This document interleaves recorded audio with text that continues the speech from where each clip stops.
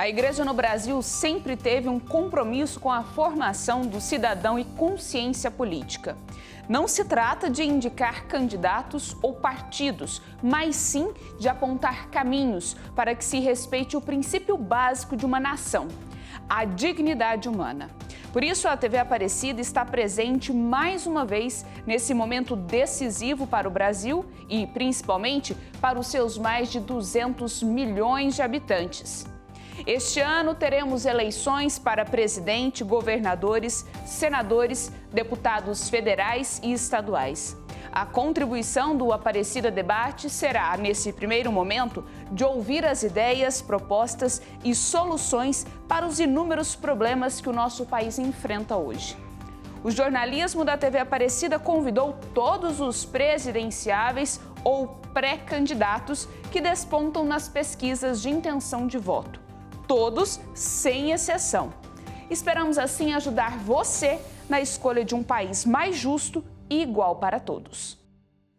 Dando continuidade à rodada de entrevistas aqui no Aparecida Debate Eleições 2022, hoje o nosso convidado é o deputado federal André Janones, pré-candidato à presidência da República pelo Avante. Em 2016, André Janones foi candidato a prefeito na cidade onde nasceu, Ituiutaba, Minas Gerais. Acabou derrotado nas urnas. Já em 2018, foi eleito para a Câmara dos Deputados como o terceiro parlamentar mais votado do seu estado. André Janones tem 37 anos e é formado em Direito. Tá tudo certo, né, o currículo? Correto. Muito obrigado por atender o nosso convite para participar desse programa especial aqui no Aparecida Debate Eleições 2022. Nosso objetivo é oferecer essa oportunidade para que os telespectadores possam conhecer um pouco mais daqueles que pretendem ser o presidente da República nas eleições deste ano. Nosso muito obrigado, seja bem-vindo aqui na TV Aparecida. Eu quem agradeço a você, agradeço pela TV Aparecida, pelo espaço. Espero que a gente possa ter aqui um bate-papo bem produtivo, discutir o nosso Brasil e apresentar uma opção diferente para o eleitor que logo em outubro vai ter que decidir quem vai administrar o nosso país nos próximos 4 anos. Exatamente, essa é a nossa finalidade, de estar discutindo os problemas, e não são poucos, né, deputado? Hoje o senhor olhando o Brasil, o senhor está lá em Brasília, na Câmara Federal, como é que o senhor vê os problemas do Brasil, aquilo que seria o mais sério, que o senhor teria prioridade se for eleito presidente da República? Sem dúvida alguma, o maior problema de todo o nosso país, e eu costumo dizer que é a raiz de todos os outros problemas, nós temos uma raiz comum em todos os problemas, que é o problema da desigualdade social, né? Onde o pobre cada vez fica mais pobre e o rico cada vez fica mais rico, enquanto alguns têm tanto, a grande maioria do nosso povo, e principalmente agora, depois da pandemia do coronavírus, isso foi acentuado ainda mais, né? Muitos que estavam ali na divisão entre a classe média e essa classe mais baixa, hoje muitos desses estão passando fome, né? Então, de uma maneira mais genérica, sem dúvida alguma, a desigualdade social é o grande problema do nosso país. Agora, falando de uma maneira mais objetiva, mais específica, eu citaria o problema da fome, do desemprego, da miséria, que assusta e assusta muito. Eu que tenho uma atuação mais direta, né, depois que assumi como deputado federal, continuei junto às pessoas, principalmente através das redes sociais, que é o meu principal meio de comunicação, onde eu tenho lá quase 13 milhões de brasileiros que acompanham o nosso trabalho. Então, eu não perdi esse vínculo, eu não perdi a capacidade do diálogo, de estar junto com essas pessoas. Eu recebo muitos depoimentos diários comoventes, né, de pessoas que te enviam fotos falando, olha a minha geladeira como que tá, não tenho o que comer, eu não sei como que eu vou alimentar meu filho amanhã e etc, né? Gente implorando por uma migalha para poder sobreviver. E o causador disso tudo, na minha opinião, né, o principal motivo disso, em um passado recente, claro que isso é um problema histórico do nosso país, mas falando de um passado recente, do problema posto hoje, na minha opinião, é a prevalência do debate ideológico em detrimento do debate de problemas reais do nosso país. A gente perdeu aí os últimos 4 anos, discutindo questões que são absolutamente triviais para a grande massa, né, para a grande parcela da população, para os 80% que tem que trabalhar para colocar comida na mesa, que precisa de transporte público, do SUS, e essas pessoas acompanharam aí debates meramente ideológicos, né? Comunismo versus capitalismo, o absurdo do atual presidente da República questionar a eficácia da vacina, questionar o uso ou não de máscara. A gente ficou preso nesses debates em um tempo em que a gente poderia ter debatido questões mais sérias e comuns a todos, né? Como, por exemplo, valor de salário mínimo, inflação, desemprego, auxílio emergencial, preço dos combustíveis que está nas alturas e que afeta a todos, preço dos alimentos. Esses são problemas reais, comuns a pessoas de ideologia da esquerda, de ideologia da direita, mas que a gente deixou de discutir porque a gente estava preocupado com discussões ideológicas. A questão da fome é um problema histórico no Brasil há muito tempo, né? Mas que foi agravado, como o senhor mesmo disse, pela pandemia do coronavírus. Foram milhões que ficaram desempregados. Tem a questão da renda que foi muito diminuída porque essas pessoas perderam o emprego, muitas foram para o trabalho informal, realmente não tinham condições de colocar comida na mesa. E a gente viu cenas lamentáveis no Brasil, por exemplo, pessoas disputando lixo em caminhões de coleta, pessoas comprando osso para ter o que comer e para dar para os filhos o que comer. Tem uma solução para esse problema? E aí eu já emendo uma outra pergunta para o senhor. O senhor é a favor da transferência de renda, do auxílio emergencial, que era lá atrás o Bolsa Família? O senhor vai manter se for eleito presidente da República? Só isso resolve o problema? Não tem como a gente partir para a solução de outros problemas enquanto nós temos milhões de brasileiros passando fome. E eu posso falar de fome com autoridade pela minha origem. Eu sei que muita gente está me conhecendo agora nessa candidatura presidencial. A gente está animado com o resultado das pesquisas, né? Eu tenho pontuado aí de 2% a 3%, porém com uma taxa de conhecimento de apenas 20% no Brasil. Então tem uma possibilidade de crescimento muito grande. O governador de São Paulo, por exemplo, tem os mesmos 2%, 3%, porém com a taxa de conhecimento que beira os 100%. Ou seja, o Brasil já conhece. No meu caso, nós temos aí de 2 a 3 pontos e uma taxa de conhecimento de apenas 20%. Então, a gente precisa levar o nosso nome, o nosso trabalho, as nossas propostas ao máximo possível de pessoas, porque o que a gente quer é justamente isso, discutir os problemas reais, e aí a gente está falando do principal dos problemas, que é a fome, e como eu estava dizendo, algo que eu conheço muito bem, né? Sou de família muito simples, filho de mãe doméstica, me formei advogado através de uma bolsa de estudos para alunos carentes e trabalhando como cobrador de ônibus no transporte coletivo da minha cidade. Sei o que é ter que fazer só uma refeição no dia. Sei o que é ter que estudar e competir de igual para igual, entre aspas, com um colega que dormiu bem, que acordou mais tarde, que tem tudo na mão, né, de mão beijada, como se diz no popular, que estuda num colégio particular, que faz um curso de idiomas, e eu ter que competir com esse colega acordando 4 da manhã, fazendo uma refeição no dia e sentindo o peso da fome e ter que estudar, que me dedicar para competir com essa pessoa em busca de uma vaga em uma universidade federal, por exemplo. Por que eu estou enfatizando tanto o problema da fome e da miséria? Porque, como eu disse lá no início, vou repetir, é a raiz de todos os problemas. Qual que é a nossa principal proposta para combater esse problema? Não é a única. Nós estamos construindo um plano de governo amplo que aborda todos os problemas do nosso país e que tenta buscar a solução para esses problemas. Mas a gente tem já o carro-chefe, vamos dizer assim, da nossa campanha, que é a concessão de eu vou dizer aqui uma linguagem para todo mundo entender, é como se fosse um auxílio emergencial, né? Mas na verdade é um programa de renda mínima para garantir o mínimo de dignidade a essas pessoas. Não tem como você falar em meritocracia em um país desigual como o nosso. Não tem como você falar em condições de igualdade em um país desigual como o nosso. Ah, mas aí você vai estar beneficiando quem não estudou, não conseguiu uma condição melhor, em detrimento daquele que estudou. Ora, nós não estamos discutindo aqui viajar para a Europa, comprar uma mansão na praia, nós estamos falando de um mínimo, de dignidade, de condições de sobrevivência.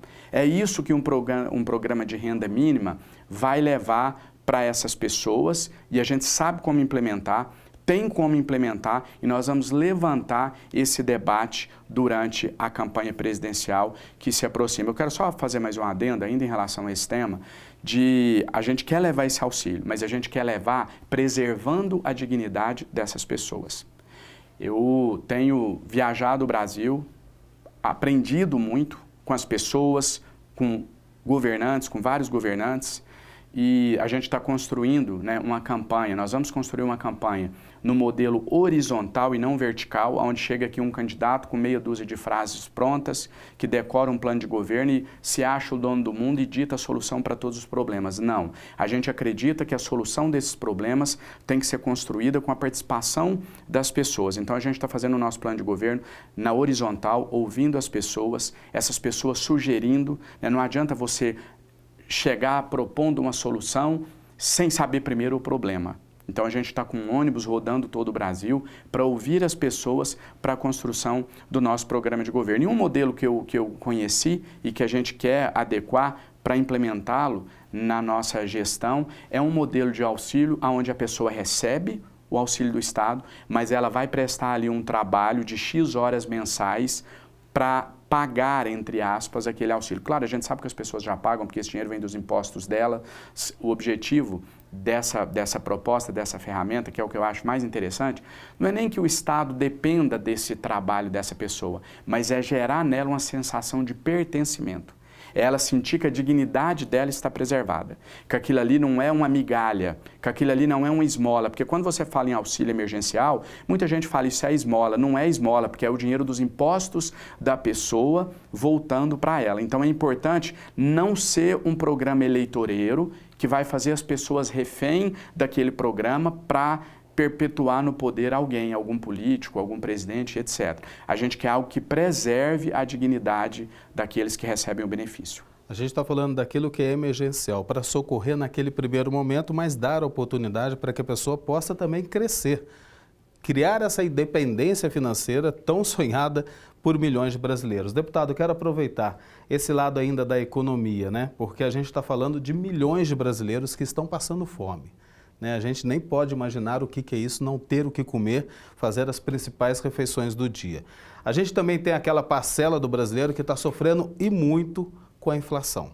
A inflação tem subido a cada mês, batendo recordes sucessivos. Aí a gente lembra aí dos reajustes de combustíveis, dos alimentos, do gás de cozinha, que são itens básicos para a sobrevivência de toda a família. Como resolver esse problema também? O senhor já pensou nisso? Tem uma fórmula para a gente conseguir estabilizar novamente a economia e fazer a economia crescer, dando as condições para esses brasileiros? Eu vou citar duas ações aqui que nós já traçamos e no primeiro momento soa meio incoerente, né? A primeira delas principalmente, mas eu vou explicar. A primeira é a seguinte: a gente quer colocar dinheiro na mão das pessoas mais pobres para que eles possam consumir. Eu disse que no primeiro momento soa um pouco incoerente, porque falou, mas aí não vai aumentar a inflação, e a responsabilidade fiscal, né, teto de gastos, aonde vai tirar recursos para tanto? Primeiro eu acho interessante essa pergunta que sempre fazem, né, e eu não tenho problema em responder questionamento, sempre que eu falo sobre pagar auxílio emergencial, as pessoas perguntam assim, os críticos, né, as pessoas não, os críticos, vai tirar dinheiro de onde? Agora, ninguém pergunta de onde vai tirar dinheiro para pagar banqueiro, para pagar amortização da dívida, para pagar juro. Ninguém questiona. Somente quando se fala em colocar dinheiro nas mãos dos mais pobres é que vem esse questionamento. Questionam até o que as pessoas vão fazer com esse dinheiro. Durante o pagamento do auxílio emergencial, eu recebi alguns questionamentos que eu te confesso que me deixavam emocionados diante da simplicidade das pessoas que vinham me perguntar assim, deputado, é verdade que se eu comprar um eletrodoméstico eu vou perder o direito ao meu auxílio? É verdade que se eu fizer um churrasco com a minha família eu vou perder direito ao auxílio? E isso é o que eu disse na outra resposta sobre manter as pessoas refém. Dar um recurso, mas em troca tirar a dignidade delas para elas acharem que aquilo é um favor. Né? Como se fossem pessoas como se essas pessoas não fossem dignos de respeito. E como se essas pessoas quisessem viver a vida toda de R$600 mensais, como se isso fosse uma fortuna. Né? Então, queria só sublinhar essa questão e dizer que a gente colocando um programa de transferência de renda no nosso país, um programa de renda mínima, melhor dizendo, esse dinheiro ele vai voltar para o comércio, ele vai voltar para o microempresário, ele vai voltar para a empresa. Essas pessoas que hoje estão fora do mercado de consumo, elas serão inseridas no mercado de consumo. Isso vai fomentar a economia, a roda da economia começa a girar e todo mundo ganha. João, mas se todo mundo ganha, por que isso não foi implementado ainda? Porque quando fala em diminuir a desigualdade social, não é todo mundo que é favorável. Quem está aqui nessa ponta não quer. Se você tem alguém aqui nessa ponta, alguém aqui nessa, quando as pontas se aproximam, quem está de cá não vai gostar. A gente tem coragem para fazer isso, tem independência para fazer e no nosso projeto de governo, ainda na pré-campanha, é claro que a gente vai esmiuçar esse projeto na campanha eleitoral, mas ainda na pré-campanha a gente vai mostrar, apresentar isso para o Brasil que é possível. E rapidamente, só um segundo ponto também ainda, como medida para combate à inflação, esse é urgente. Todo mundo que está nos assistindo em casa sabe que um dos grandes problemas do nosso país hoje é a alta no preço do combustível. João, mas a alta no preço dos alimentos também. Sim, influencia. A alta do preço, no preço dos combustíveis, ela influencia todas as outras altas. É o principal componente para a inflação descontrolada que a gente tem hoje no nosso país. Como resolver isso? Mudando a política de preços da Petrobras, que hoje segue a cotação internacional. Isso todo mundo sabe, né? Mas vamos falar numa linguagem que todo mundo entende? 80% do combustível que é consumido no nosso país é fabricado aqui. Só 20% a gente busca fora. Na hora de decidir o preço, pela primeira vez, 20% está tendo mais força que 80%. Ora, se 80% é fabricado aqui, por que seguir o preço dos 20%?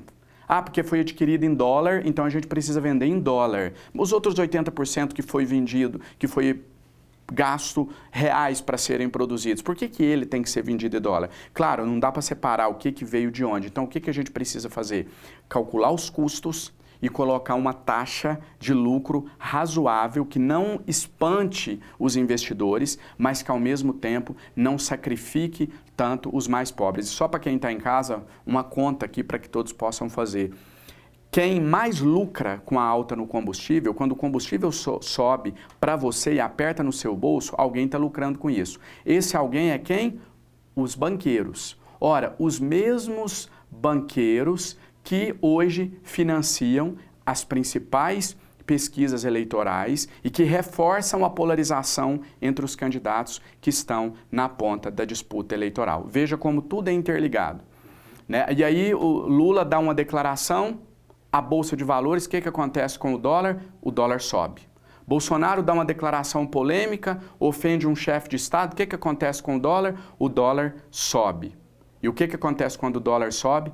A gasolina sobe também, porque ela está atrelada ao valor do dólar. Então, só deixar essa reflexão para quem está nos assistindo. A gente falou, mas falou mais do lado da economia, o quanto foi impactada pela pandemia do coronavírus. A pandemia agora em março completa 2 anos desde o registro do primeiro caso aqui no Brasil. Já tinha sido registrado na Europa e na China, principalmente onde teve origem essa pandemia, mas aqui no Brasil, milhares de mortos pela Covid-19, milhões de infectados e milhões de famílias impactadas também pelos efeitos que essa pandemia provocou. Não só na economia, não é, deputado? Na área social também, principalmente, com esses milhões de brasileiros passando fome. De tudo que o senhor viu nesses últimos 2 anos, o senhor como presidente da República, o que faria diferente? E até eu lembro, a Organização Mundial da Saúde já avisou que a pandemia ainda não está no fim, que ela pode durar mais um tempo. Se o senhor for eleito, o que o senhor faria diferente na gestão dessa crise sanitária?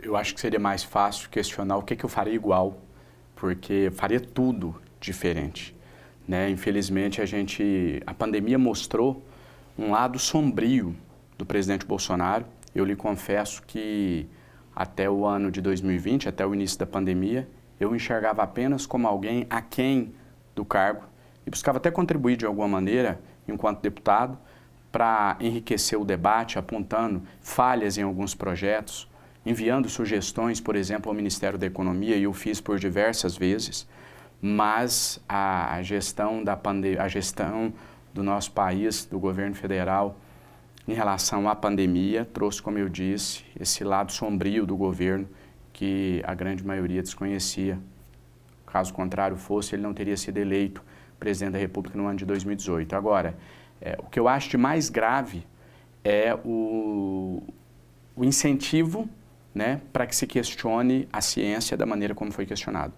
Eu particularmente, eu deixo que profissionais falem daquelas áreas que eles são especialistas, né? Então, eu não questiono dados, eu não questiono números, né? Infelizmente, houve um avanço do negacionismo justamente no momento que isso não poderia acontecer. A gente teve péssimos exemplos, né? E a gente teve, às vezes a oposição, e eu nunca me considerei nem base aliada, nem oposição, tô tão distante de um quanto do outro, meu compromisso é com as pessoas que acompanham e que dependem do meu trabalho. Às vezes eles usam o termo genocídio, parece um termo muito forte, exagerado, mas é indiscutível que quando um líder incentiva os seus liderados a determinadas ações e essas ações colocam vidas em risco, ele está indiretamente matando pessoas. Eu tenho uma rede social hoje de quase 3 milhões de pessoas. Se eu entrar ao vivo agora na minha rede social e construir uma narrativa em cima de que, olha, gente, não vamos usar mais o cinto de segurança, não vamos mais usar o capacete, porque, o capacete, a China mandou colocar um chip e não sei mais. Tem gente que vai acreditar. Nós estamos em um país muito desigual, onde nem todo mundo tem acesso às informações. Então, a gente teve um governo que questionava a vacina o tempo todo, que desestimulava, como continua desestimulando as pessoas a se vacinarem, né, estimulando a não se vacinarem, que questiona o uso de máscaras, e aí é mais surreal ainda, né? No que pode prejudicar alguém utilizar uma máscara, principalmente em ambientes fechados, né? Então, isso foi muito prejudicial e a maioria segue o líder, né? Os liderados se espelham no seu líder. Isso é absolutamente normal, seja na igreja, seja na política, seja em uma empresa, né? O líder, ele é ali, ele é o espelho, ele é o exemplo. Então, eu conduziria a pandemia de mãos dadas com a ciência. Essa seria a minha principal diferença. Se me perguntassem, mas você é contra ou a favor da vacina? Eu responderia, eu não sou contra nem a favor, eu sigo o que a ciência dizer. Se a ciência está dizendo que a vacina é eficaz, eu digo que ela é eficaz. Se amanhã dizer que não é eficaz, eu já mudo e já passo a dizer que não é eficaz. Eu combateria de mãos dadas com a ciência. Essa seria a principal diferença. O senhor foi vacinado? Tomou as 3 doses? Todas as E doses. teve Covid, né? Recentemente, né? Duplamente imunizado, pela vacina e naturalmente. Vai ouvir, então, a área científica para tomar qualquer decisão se for presidente da República. Que isso fique claro. Vamos governar de mãos dadas com a ciência. Outro assunto que não pode faltar quando a gente faz um debate político, porque a gente está conhecendo agora os pré-candidatos, apesar do senhor já tá no mandato lá na Câmara Federal em Brasília, tem um grande trabalho lá, mas é mais dirigido para as eleições que acontecem neste ano. Outro assunto que não pode fugir à nossa pauta é a corrupção. Esse mal que está enraizado há décadas aqui no Brasil, nas instituições públicas, nas instituições privadas e acaba lesando diretamente esse brasileiro que está passando fome. Porque daí falta recursos públicos para as políticas do Estado, porque tira o dinheiro de onde deveria socorrer essas famílias todas aqui no Brasil com programas sociais. Como combater esse mal aqui no Brasil? Tem como acabar com a corrupção, deputado? Antes de responder se tem como acabar com a corrupção, e tem, eu já te adianto que tem, mas eu vou te dizer como. Antes de responder isso, eu quero te dizer o seguinte, que o nosso país vive o momento mais preocupante em toda a sua história em relação ao tema combate à corrupção. A gente corre um sério risco, e eu percebo que esse processo já está acontecendo, estamos já fazendo essa transição de um 2018, onde o combate à corrupção pautava as propostas de todos os candidatos, não só a presidência, mas fosse a deputada, a governadora, prefeito, para um momento em que isso vai ser absolutamente sem relevância, irrelevante para o eleitor. Por quê? Mas, mais uma vez, mérito do atual governo, né? Bolsonaro, um candidato do sistema, 28 anos na Câmara Federal, 28 anos como membro do Centrão, foi inteligente em conseguir captar das redes o sentimento do brasileiro, que era um sentimento anticorrupção, de todo mundo por aqui, não aguento mais me roubarem. Bolsonaro veste essa capa, essa fantasia do antissistema, vence as eleições e não entrega o que prometeu. Isso gera no brasileiro aquele sentimento assim, ora, quando tinha corrupção, eu comia bem, tinha um carrinho para andar, conseguia sair no final de semana, me alimentava bem. Depois que os honestos entre aspas, né, mas foi o que se vendeu durante a campanha de 2018, ascenderam ao poder, que eles chegaram lá, eu passei a comer mal, eu fiquei desempregado, a minha situação de vida piorou, e logo as pessoas fazem uma associação. Os corruptos davam conta de satisfazer as minhas necessidades. Os corretos não estão dando. E aí gera aquele sentimento que hoje eu já vejo isso nas redes sociais, que é essa fala do tipo, pelo menos ele fazia isso. Pelo menos o gás de cozinha não era o preço que é. Pelo menos a gasolina era mais barata. Pelo menos eu comia bem. É a volta da cultura do rouba mas faz, que aconteceu nos anos 90, que era muito popular nos anos 90 no nosso país e que, infelizmente, parece que está voltando, né? Que as pessoas acharem assim, eu tenho que escolher entre um que coloca comida na minha mesa e um que não rouba. Os dois não é possível. As pessoas entendem, infelizmente, que não é possível ter alguém que é honesto, íntegro, correto e, ao mesmo tempo, enxerga os mais pobres, enxerga a relevância de se investir no social. É como se tivesse que escolher entre um e outro e não é assim. A gente vai mostrar isso durante a campanha eleitoral, mas vamos lá responder a pergunta de forma direta. Se é possível acabar com a corrupção. É plenamente possível, só que a solução, ao contrário de muitos que estão nos assistindo, podem imaginar, ela não vem de dentro para fora, ela vem de fora para dentro. É a própria sociedade que tem que dar essa resposta nas urnas.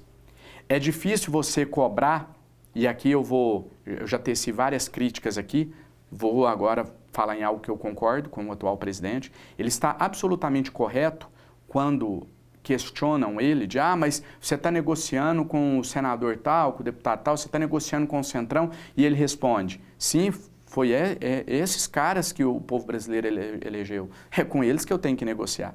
Então, o eleitor precisa entender que ele tem uma parcela de responsabilidade. Aí você vai tacar pedra no presidente porque ele está negociando com A ou B, mas foi você que pôs A ou B lá. Foram as mesmas pessoas que elegeram o presidente da República que elegeram esses outros. Agora, também, é difícil você querer politizar as pessoas, é muito bonito fazer o discurso aqui de, olha, pesquise seu candidato, não vote com o estômago, quando você tem comida na mesa, quando você tem o amanhã garantido. Para mim é fácil. Na situação que eu estou hoje, é fácil votar com a razão, pesquisar o melhor candidato. Para o André Janones, lá de 2003, que acordava 4 horas da manhã para limpar ônibus e cobrar passagem, enquanto a mãe trabalhava como doméstico, ele tinha que colocar comida em casa, para esse André Janones talvez fosse muito mais difícil votar com a razão. Então, primeiro, a gente tem que... É um conjunto, é como discutir quem vem primeiro, o ovo ou a galinha, né?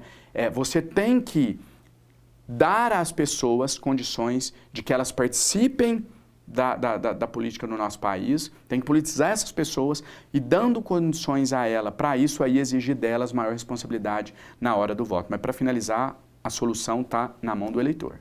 Tem alguns assuntos aqui que eu preciso colocar, porque está na nossa pauta e faz parte, inclusive, da pauta da igreja no Brasil, que a igreja defende e muito. Vamos começar pelos povos indígenas. O que o senhor pretende fazer, sendo presidente da República, para defender o direito que esses povos têm sobre as suas terras, que hoje estão muito ameaçadas? Olha, eu sou a favor das minorias, né? Sempre votei a favor dos povos indígenas na Câmara dos Deputados e, infelizmente, existe um processo de criminalização desses movimentos nos últimos anos no Brasil. Todas as vezes que você fala em defender, que você passa a discutir, por exemplo, a questão da demarcação das terras indígenas, né, há uma narrativa de alguns setores, né, que desconstroem, deslegitimam, tentam deslegitimar a luta. Eu sou a favor das minorias, tenho sempre me colocado assim, um mandato realmente popular, foi assim que a gente levou o nosso mandato enquanto deputado federal e a gente vai contemplar no nosso programa de governo a defesa dessas pessoas também. É defender, quando você está defendendo a dignidade humana, não faz diferença se é índio, se é pessoa que está passando fome, se é uma pessoa que tem uma condição um pouco melhor, se é enfim, qualquer pessoa, né? A defesa da dignidade humana, ela contempla a espécie humana, as pessoas como um todo. Então essa é a nossa defesa e a gente vai continuar nessa mesma linha de atuação com coragem para enfrentar esses discursos de ódio e de tentativa de criminalização das minorias, esse movimento que infelizmente tem crescido no nosso país. O senhor sendo presidente da República, como é que pretende tratar a questão das mudanças climáticas, que a gente mais do que nunca tem sentido isso na pele? Basta a gente lembrar, aqui no Brasil, a gente não precisa olhar para o mundo, não. Aqui no Brasil, a seca severa que está castigando ainda o sul do país, as fortes chuvas que têm acontecido, principalmente durante esse verão aqui no Sudeste. Tivemos no estado do senhor, inclusive, né? Aquela tragédia com dezenas de mortos pelas inundações. Como é que o senhor pretende tratar dessa questão? E aí eu falo do meio ambiente como um todo. O Papa Francisco fala tanto da casa comum, que a gente precisa proteger. Onde a gente vive, na nossa terra, como é que o senhor pretende tratar desse assunto? Vou só te fazer uma correção. Para mim é uma questão de honra, porque eu atuei na CPI de Brumadinho, fui um dos relatores, e todas as vezes que eu vou falar sobre esse assunto, é um compromisso que eu tenho com as famílias das vítimas. Eu sempre faço questão de frisar que não existiu tragédia, existiu um crime, uma chacina, e eu digo isso embasado em provas, como eu te disse. Fui um dos relatores, tive acesso a e-mails, tive N provas, não vou discorrer aqui sobre isso, porque a gente ficaria uma hora falando só sobre isso, mas eu estou absolutamente convencido de que todos ali sabiam que aquele crime ocorreria a qualquer momento. Né? Prova disso que nenhum dos grandes executivos foram trabalhar no dia que ocorreu aquele episódio tão lamentável lá na cidade de Brumadinho. Em relação à preservação do meio ambiente, as mudanças climáticas, isso aí implica diretamente em duas questões, né, quando a gente fala em mudanças climáticas. Primeiro, a questão da estiagem, da seca, e aí eu tenho uma proposta objetiva, uma dentre várias, mas vou citar aqui a principal. O problema relacionado às mudanças climáticas foi-se o tempo em que era um problema regional. Hoje é um problema de todo o país, de todas as regiões. A gente tem um órgão hoje no governo federal, que é o DENOC, o Departamento Nacional de Obras contra a Seca, e o DENOX ele atua somente na região Nordeste.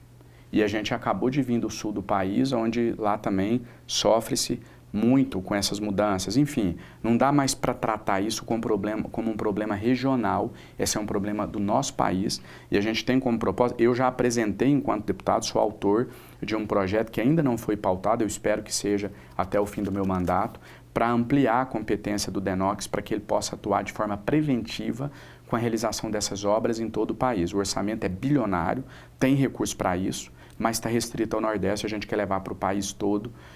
E como presidente da República isso seria bem mais fácil, mais rápido e mais ágil de ser feito. E na outra ponta, o meio ambiente, a preservação do meio ambiente, que é sim uma responsabilidade nossa, é um problema de cada um de nós. Estou falando como cidadão até, estou nem falando aqui como pré-candidato à presidência da República, nem como deputado, é um problema de todos nós, e aí eu vou citar aqui duas ações imediatas que a gente vai tomar, que é fortalecer os órgãos de fiscalização ambiental, que também foram criminalizados, continuam sendo criminalizados pelo governo federal nessa atual gestão, e uma segunda ação que é o Brasil voltar a participar, retomar os pactos internacionais de preservação ambiental. O Brasil deixou de ser signatário de vários desses pactos, a gente quer retomar e integrar novos acordos climáticos para a preservação do meio ambiente, em especial da Amazônia. Deputado, a gente está caminhando para o final do segundo bloco, mas ainda falando sobre o meio ambiente, rapidinho. O senhor acha que é obrigação do presidente da República proteger a Amazônia? De que forma fazer isso? Não tenho nenhuma dúvida. É obrigação de todos nós brasileiros, em especial do presidente da República. A Amazônia é um patrimônio do Brasil. Infelizmente, algumas teorias conspiracionistas têm tomado força. Eu soube recente, confesso que dessa eu não sabia. Eu sei das teorias de que a Terra é quadrada, que a vacina mata e etc. Agora uma nova que eu não sabia, que o efeito estufa é criado, que ele não existe, etc. Tem essa teoria também, que é embasada pelos apoiadores mais próximos ao presidente da República. É uma obrigação do presidente da República, é uma obrigação do governo federal e, na minha opinião, a principal maneira de efetivar essa ação de preservação é fortalecendo as entidades, os órgãos de fiscalização do meio ambiente que foram desmantelados pelo atual governo. Não tem como o governo fazer isso sozinho, ele precisa de braços, ele precisa de ter apoio e com o fortalecimento desses órgãos de fiscalização a gente consegue. Deputado, um outro assunto muito importante que foi agravado também pela pandemia é a questão do sistema carcerário brasileiro. A gente sabe que são centenas, milhares de detentos confinados em algumas unidades superlotadas, celas que deveriam caber 20 detentos, hoje estão recebendo em torno de 70 a 80 detentos, condições péssimas de higiene, falta de estrutura, enfim. São inúmeros problemas que o sistema carcerário enfrenta hoje. Eu faço a mesma pergunta, tem solução? Como tratar dessa questão para que esse problema não seja escondido atrás dos muros? Que toda a sociedade possa saber o que está acontecendo lá dentro e que possa haver uma solução definitiva para isso. O primeiro passo é a gente ter coragem de enfrentar esse debate, né? Vendeu-se a falsa impressão de que você tem duas opções, pena de morte ou, gostou, está com pena, leva para casa. Esses são os extremos. Muito cômodo ficar nos extremos, né? Você me perguntou agora há pouco sobre meio ambiente. Muito fácil falar para só preservar o meio ambiente, ou para se deixar destruir, desmatar. O grande segredo, o grande desafio de um presidente da República é buscar o consenso, é buscar a convergência. É falar assim, como fazer o país crescer preservando o meio ambiente. A mesma coisa eu vou dizer em relação ao sistema carcerário. O nosso grande desafio é recuperar essas pessoas e puni-los ao mesmo tempo. Eu sou advogado, eu sei que a legislação, a norma jurídica, ela tem dois objetivos. A pena imposta, ela tem dois objetivos. O objetivo de punir, sim, para que a pessoa pague pelo delito cometido e também de ressocializar. Agora, você não vai ressocializar sem preservar a dignidade dessas pessoas. Se você não garantir a elas esse mínimo de dignidade enquanto ser humano. A preservação da dignidade humana, ela é essencial para a recuperação. Sabe por quê? Senão sabe o que vai acontecer? Você vai punir e aquela pessoa vai, por exemplo, a pessoa está lá cumprindo uma pena por homicídio. Ela matou. Você vai punir ela, né, mostrar que é bravo, que não leva bandido para casa, você vai punir e só punir. Eu não tenho ressalva em relação à punição, a punição faz parte, mas você só vai punir, não vai ressocializar, já que essas pessoas defendem que bandido bom é bandido morto, você não vai ressocializar e quando essa pessoa sair, ela vai matar novamente. É isso que acontece na prática. Então, a gente precisa oferecer, a gente precisa punir, vou sempre frisar isso daqui, ninguém está defendendo impunidade, a gente precisa punir o detento, mas junto com a punição, dar a eles condições de serem ressocializados, através do trabalho, através de atividades, através de educação, de ensino, para que ele possa sair de lá absolutamente recuperado. Agora, o primeiro passo é a gente enfrentar esse debate público, que não é um debate fácil, né, já que, infelizmente, é mais fácil ficar bradando aí meia dúzia de frases de efeitas, de frases prontas, né, que dá mais voto, às vezes, mas falta responsabilidade. Então, a gente precisa enfrentar esse debate de forma clara e responsável para buscar punir e, ao mesmo tempo, ressocializar essas pessoas. Deputado, falar de valores, quais são os princípios morais e éticos que o senhor, estando na presidência da República, o senhor não abriria a mão de jeito nenhum? Mesmo em nome da chamada governabilidade, que são as alianças que são feitas antes das eleições, depois das eleições, para esse relacionamento Palácio do Planalto, Congresso Nacional. Quais são os valores que o senhor não abre mão? Eu não cederia à corrupção, em nenhuma hipótese. Não recebia nenhum dinheiro sujo vindo de corrupção e também não cederia àquela velha política do toma lá da cá, que já acontece, não precisa nem ser presidente da República para poder dizer que vejo isso todo dia acontecer ao meu redor e que não cedi, né?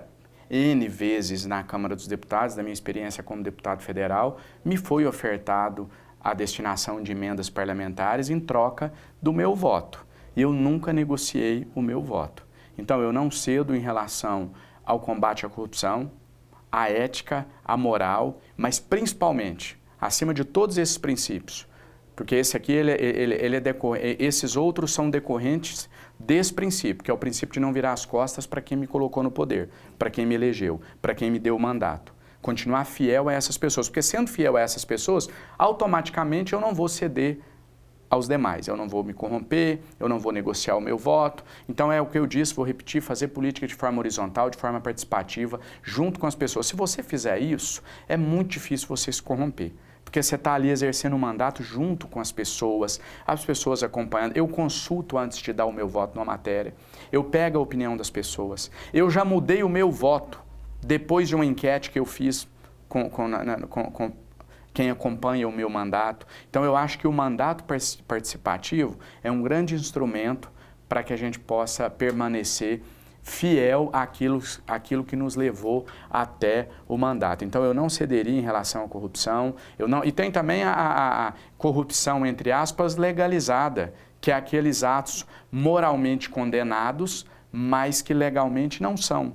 Como, por exemplo, esse que eu disse aqui agora, de você mudar o seu voto em troca de alguma emenda, de algum favor no governo, de algum cargo estatal.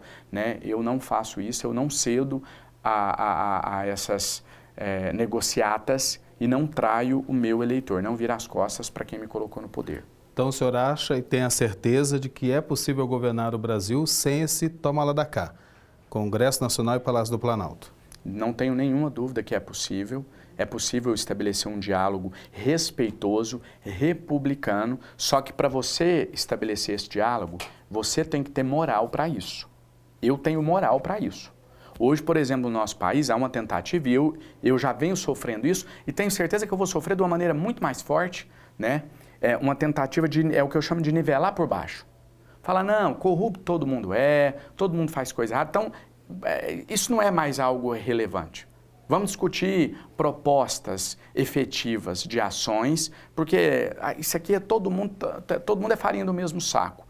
Não sou farinha do mesmo saco, não cedo à corrupção, nunca recebi no meu mandato um centavo que não fosse lícito, que não viesse do meu salário, do meu trabalho, do meu suor, e isso eu não negocio. O senhor acha que hoje no Brasil, o senhor citou a palavra, falta diálogo e tolerância? Como é que o presidente da República poderia promover uma maior convivência social sem tantas disputas entre classes diferentes, por exemplo? Se eu pudesse resumir essa entrevista aqui, você fala, olha, vamos fazer uma edição, vou colocar só 1 minuto no ar, seria respondendo essa pergunta. Porque isso daqui é o grande mal, é o câncer que está corroendo a nossa democracia e que está causando todos os problemas que a gente está vendo aí. É a polarização, é a prevalência do discurso de ódio. Como eu disse, vou repetir, é muito fácil adotar lados extremos. É muito fácil você dar soluções rápidas e simplistas, como se fosse fácil resolver os problemas assim. O desafio do próximo presidente da República, queira Deus que seja eu, vai ser dialogar, respeitando a diversidade, respeitando as divergências de opiniões e buscar um ponto em comum. Isso é a política. A política, na essência, ela é isso. Olha, você quer que não arranque nenhuma árvore nunca mais, porque você é um entusiasta da defesa do meio ambiente. E de cá eu tenho alguém que só quer produzir, que está se lixando para o meio ambiente, as futuras gerações que se preocupem. Eu quero desmatar porque eu quero produzir, eu quero lucrar. Achar um meio termo é o desafio. Essa é a função de um presidente da República. Não é dar soluções prontas, não é... Isso aí, um presidente da República ele vai ter equipe, ele vai ter profissionais, ele vai ter especialistas. A função principal é de liderar. E um líder, ele busca o ponto de consenso entre 2 pontos de vistas divergentes. E por que o atual presidente da República mantém o discurso de ódio? Porque ele se alimenta disso. Porque ele não tem competência, ele não tem preparo. O atual presidente da República, ele não se comunica só pelas redes sociais, porque ele só gosta das redes sociais, ou porque ele é fiel ao eleitor dele. Porque ele não dá conta de participar de uma entrevista como essa. É um incompetente, é um desqualificado, um despreparado. Caiu de paraquedas lá. Então, não sabe debater, né? Se não fosse a facada, não seria presidente hoje, porque não compareceria em nenhum debate, não sabe dar uma entrevista, trata a imprensa como inimiga, porque não dá conta de enfrentar as perguntas, não dá conta de responder os questionamentos. Então, é uma pessoa muito aquém do cargo e que precisa do discurso de ódio para a sobrevivência política dele. E, infelizmente, está polarizando com alguém que também precisa do discurso. Eles se alimentam. Lula e Bolsonaro hoje se alimentam, eles dependem um do outro. A grande maioria dos eleitores do Bolsonaro reconhecem as falhas do Bolsonaro, mas aí ele diz o seguinte, olha, nós não podemos deixar o PT voltar, então eu vou ter que votar no Bolsonaro e vice-versa. Boa parte dos eleitores do Lula, diria eu que a grande maioria, reconhece os erros do PT. Falou, eu reconheço os erros do PT, mas o barco está desgovernado, não temos ninguém governando o país. Nós vamos ter que colocar alguém. Então vamos pôr o Lula, que é melhor do que manter esse que está lá. A gente quer mostrar uma terceira opção, a opção do diálogo, a opção do respeito à diversidade, uma opção que olhe pelos mais pobres sem precisar roubar desses mais pobres. A gente quer mostrar que é possível isso. E eu espero, independente de ser eu ou não, que essa seja a tônica das eleições. Por isso que quando fala de unificar uma terceira candidatura, eu sou contra. Eu quero que tenha muitas terceiras vias, muitos outros candidatos, para que a gente possa sufocar o discurso de ódio. Para que o nosso debate, esse debate aqui, essa discussão que enriquece o processo eleitoral, possa sufocar a tentativa de pautar as eleições na polarização e no discurso de ódio. Eu quero trazer para a nossa conversa o Papa Francisco. Ele falou uma vez o seguinte, que a política ela é necessária, mas ela deve ser utilizada sempre para o bem comum. Que bem comum que é esse? O senhor vê como pré-candidato à presidência da República falando do nosso Brasil. A política é o mais nobre instrumento de transformação social que existe. Eu tenho comigo, não tenho nenhuma dúvida, que foi um desejo que Deus colocou no meu coração, porque eu não tenho ninguém na família que é político, eu nunca tive nenhuma referência política, eu nunca convivi com ninguém que exercesse algum mandato, mas desde cedo, desde a minha infância, eu me interesso por política. Não tenho problema nenhum em dizer que sempre sonhei em representar as pessoas, em dar voz às minorias, né? Talvez um pouco motivado pela minha origem, pela minha história de vida, né? Que é uma história muito comum à grande maioria dos brasileiros, de alguém que nasceu muito pobre e conseguiu vencer através dos estudos. E eu sempre tive esse desejo de buscar o bem comum, de pensar no coletivo. E a maior prova que eu tenho dado sobre isso é em relação à minha candidatura. Hoje, nas minhas redes sociais, por coincidência, pouco antes de vir aqui, uma pessoa escreveu assim, Janones, com todo carinho, saia senador, é melhor para você. E eu respondi de bate-pronto, não tenho dúvida que é melhor para mim, mas nesse momento não estou preocupado com o que é melhor para mim. Eu estou preocupado com o que é melhor para nós, para o povo brasileiro, para o coletivo. Buscar o bem comum é pensar além do próprio umbigo, é enxergar além do próprio umbigo, é entender que sozinhos nós não somos absolutamente ninguém, que a gente só vai mudar a nossa realidade quando a gente pensar coletivamente. Enquanto a gente continuar com a classe média alta, né, ou com os ricos do país, achando que se isolarem em condomínios luxuosos, com uma baita de uma segurança, vai dar a ele alguma segurança real, enquanto a gente estiver pensando assim, a gente não vai conseguir buscar as soluções do problema. É só quando essa pessoa entender que com a diminuição da desigualdade social, com esse olhar mais sensível para os mais pobres, o risco dele ser assaltado quando ele sair na rua vai diminuir. Que nós estamos todos interligados do ponto de vista social, coletivamente, que quando você faz não existe essa guerra escolhendo fazer pelo pobre ou pelo empresário. Você está fazendo mais pobre, você está fazendo pelo empresário, pelo rico, isso é buscar o bem comum. A gente está encerrando essa entrevista toda especial com o deputado federal André Janones, mas antes de encerrar, não poderia deixar de fazer uma pergunta específica, né? O senhor, como presidente da República, se eleito nas eleições deste ano, o senhor pretende fortalecer as relações com as entidades da sociedade civil que prestam enorme serviço, principalmente visando esse bem comum. E essas entidades, muitas vezes, deputado, chegam onde o Estado não consegue chegar e atender pessoas que estão desassistidas pelo poder público. E eu cito aqui, inclusive, a Igreja Católica. A CNBB, a Conferência Nacional dos Bispos do Brasil, realizou um grande trabalho durante essa pandemia, levando comida para atender aquelas pessoas que ficaram desempregadas durante a pandemia do coronavírus.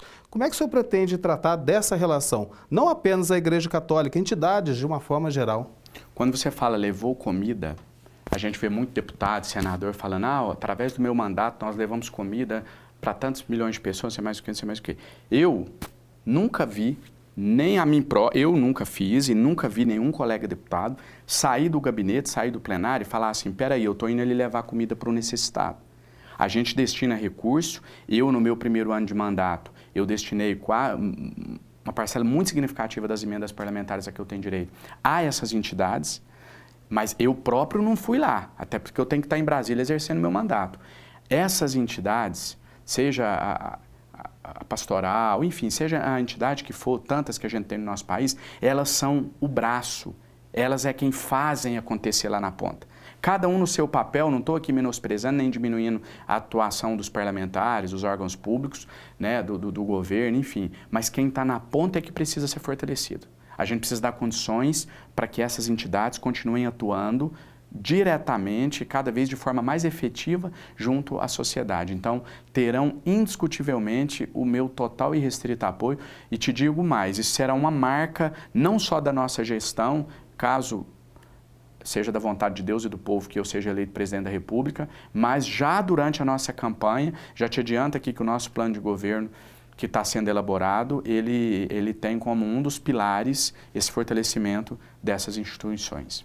Deputado, quero agradecer muito a participação do senhor, foi um bate-papo muito bom para que os nossos telespectadores, os nossos amigos que acompanham aqui o canal de Nossa Senhora possam conhecer uma primeira conversa apenas. A gente vai voltar a se ver, se Deus quiser, durante o longo período eleitoral, essa caminhada até as eleições que acontecem no seu primeiro turno em outubro deste ano. Nosso muito obrigado, seja sempre bem-vindo aqui à TV Aparecida e último recado para todo mundo que está acompanhando a gente. Primeiro agradecer a você, agradecer a TV Aparecida, dizer que da minha parte é a minha primeira vez aqui, mas seguramente não será a última. Pedir que Deus abençoe a todos e dizer a quem está em casa, a quem está nos assistindo, que vocês acreditem que é possível a gente fugir aí dessa polarização, desse discurso de ódio. Nossa campanha ainda vai crescer muito e eu conto com cada um de vocês para que essa mensagem, né, possa chegar a todo o povo brasileiro. Dizer que vocês não serão obrigados a escolher entre o sujo e o mal lavado, que nós vamos enriquecer o debate presidencial com a candidatura responsável, mas ao mesmo tempo popular, que dialoga diretamente com vocês. Muito obrigado. Eu que agradeço muito a participação do senhor. Assim a gente encerra o Aparecida Debate Eleições 2022, hoje recebendo como convidado o deputado federal André Janones, pré-candidato à presidência da República pelo Avante. Bom descanso, uma ótima noite para todos vocês. A gente se vê na próxima terça-feira aqui no Aparecida Debate. Até lá!